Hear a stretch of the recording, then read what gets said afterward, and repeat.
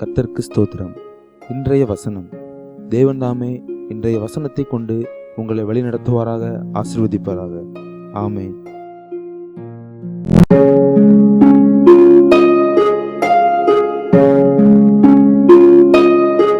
நீதிமானுக்கு வரும் துன்பங்கள் அநேகமாயிருக்கும், கர்த்தர் அவைகள் எல்லாவற்றிலும் நின்று அவனை விடுவிப்பார்.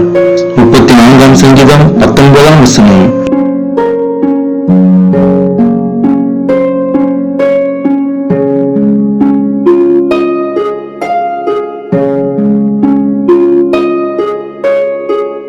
The righteous persons may have many troubles, but the Lord delivers him from them all.